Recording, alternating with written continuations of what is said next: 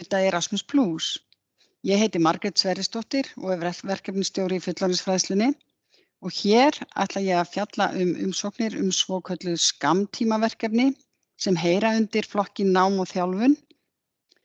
Og þessi kynning er sérstaklega ætluð samtökum og stofnunum í fullorðinsfræðslu sem eru ekki með Erasmus aðild, svokallaða.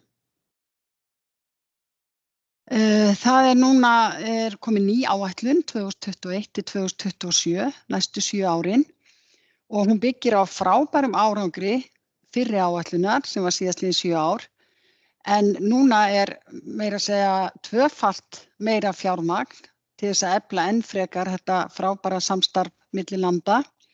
Það eru fjölbreyttari tækifæri og það er núna rík áhersla meira en áður var á það sem við köllum inngildingu sem er þýðing á orðinu inclusion og fer vel bæði í munni og texta má segja að það er ríkar áhersla á inngildingu og fjölbreytileika, þátttakenda.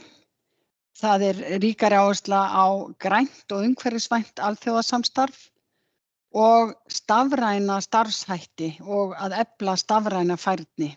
Þetta eru svona 3 meginþemu sem að áhersla er á. Og Íslenska landsskrifstofan fyrir árið 2021 hefur 5 milljónir evra fyrir verkefni til náms og þjálfunar eins og við erum að tala hér og það eru 760 milljónir íslenskra króna. Og þá víkjum við að tækifæri starfsfólks í fullorðinsfræðslu. Það er starfsspeglun, það er hægt að velja það. Ég er að lýsa því sem boðið er upp á í svona fellilistum í umsókninni. Og þið þurfið að athuga mjög vel hvað það er sem þið veljið svo að þið séuð að séu vissum hvað þið ætlið að gera. Og starfsfólk getur sem sagt farið í það sem við köllum starfsspeglun og á ensku heitir það job shadowing eins og í fellilistanum. Og þá er verið að kynna sér sambærilega starfsemi hjá fullorðinsfræðslu aðili í öðru landi og dvalarlengd getur verið frá 2 og upp í 60 daga að hámarki. Gestakennsla er möguleg í skólum, stofnunum og fyrirtækjum í öðru landi. Það heitir Teaching or Training Assignments og dvalarlengd þar er frá 2 dögum og alveg upp í heilt ár. Möguleg og síðan fagtengd námskeið og þjálfun sem að heita Courses and Training og dvalarlengd getur verið frá einungis 2 dögum, 2 daga námskeiði og upp í mánuð. Umsækjendur velja sjálfir námskeið með tilliti til þarfa stofnunarinnar og áhersla og það hafa verið gefnar út núna og er á vefnum leiðbeiningar varðandi gæði námskeiða þannig að fólk hafi svona viðmið þegar það er að velja námskeiðin, viðmið gæði. Og já, ég bara minna á þetta, það eru fellilistar í umsókninni, þið sjáið þetta og þar heitir þetta activity type sem þið veljið. Þið eru að velja á milli activity type, job shadowing, teaching, training eða courses. Og það er núna rík áhersla líka á blandað nám að það sé bæði sem hægt að gera eitthvað í staðnámi eða svona þar sem að fólk getur hist í raunheimum og líka stafrænt og þetta er nú kannski eftir COVID þá er komið ríkari áhersla á þetta að sé möguleiki að hafa blandað nám. Nú tækifærin sem við nefndi áðan að væru fleiri, hér má nefna undirbúningsheimsóknir til að skipuleggja ferðir starfsfólks og það er með það að markmiði að auka þá gæði til dæmis lengri dvalar.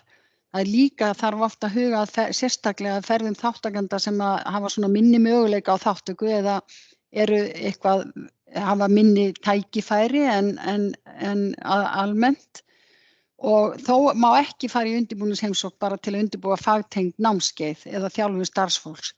Og þetta eru stuttar heimsóknir, ég nefni aðeins á eftir nánar. Það er möguleiki að taka á móti sérfræðingum, þetta heitir Invited Experts, frá stofnunum erlendis til að þá styðja við móttökustofnun hér á landi með einhverju ákveðinni sérþekkingu. Og þetta er svona til að hvetja til gagnkvæms samstarfs, að stofnanir geti bæði sent og tekið á móti. Og dvalarlengd í þessu er frá 2 og upp í 2 dögum og upp í 2 mánuði eða 60 daga. Síðan móttaka nema í kennara- og leiðbeinendanámi og þá í fullorðinsfræðslu, hosting teachers and educators in training frá sem sagt stofnunum annarra landa. Og í þessum tilvikum fær móttökustofnun aðeins umsýslustyrk en sendistofnunin fær styrk fyrir ferðum og uppihaldi þáttakenda og dvalarlengdir frá 10 dögum og upp í heilt ár. Og þá sem sagt bara af því við erum að fjalla hér sérstaklega þessi skammtímaverkefni og eðli þeirra það að sem sagt stofnanir sem ekki hafa þessa nýju Erasmus aðild, þau geta verið með og sótt námsferðir og þjálfun starfsfólks í umsóknum skammtímaverkefna. Og skammtímaverkefni eru mjög góður kostur fyrir stofnanir sem eru kannski að sækja í fyrsta sinn og stefna ekki svona í bili að reglulegri þáttöku í áætluninni, heldur vilja bara sækja af og til eftir því sem að hentar. Og það er aðeins hægt að sækja svona stökverkefni 3 sinnum á 5 ára tímabili. Og auðvitað hvetjum við þá sem eru farnir að sjá fram á reglulega þáttöku til að sækja Erasmus aðild og næst verður hægt að sækja hana í haust fyrir stofnanir sem að kjósa fasta þáttöku með aðild. Gildistími skammtímaverkefna er 6 til 18 mánuðir. Og hér er aðeins bara viðmótið eins og það er þegar þið farið inn á krækjurnar fyrir umsóknareyðublöðin. Verkefnin í fullorðinsfræðslu heita KA 122 ADU fyrir adult og Short Term Projects for Mobility of Learners and Staff in Adult Education. Short Term Projects, skammtímaverkefni. Og það eru nánari upplýsingar hjá krækjunum og leiðbeiningar á vefnum. Reyna að fara svolítið hratt í gegnum þessa styrkupphæðatöflu. Þetta er kerfi eins og flestir þekkja sem hafa tekið þátt í Erasmus+. Það er umsýslustyrkur stofnunar vegna verkefna og sá styrkur er mismunandi eftir svona flokkum ferða eða gerð ferða eða dvalar. Það eru til dæmis 100 evrur fyrir nema eða kennara í hóp og 350 fyrir einstaklinga. Ferðastyrkir, þeir eru áfram miðaðir við fjarlægðir milli landa, þetta sem við köllum distance band, og þeir eru hærri ef að ferðir eru umhverfisvænar, sem kallaði green travel. Og þið finnir líka nánar upplýsingar þetta á heimasíðu. Síðan er hægt að fá styrk vegna sérstaklega svona kostnaðarsamra ferða, þá er það exceptional costs og það er viðbótarstyrkur sem er veittur vegna ferða frá afskekktum svæðum.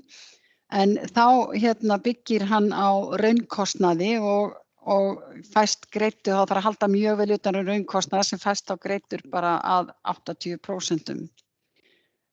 Og uppihaldsstyrkir, þar er miðað við dvalartíma og að hámarki 2 ferðadaga undan og eftir.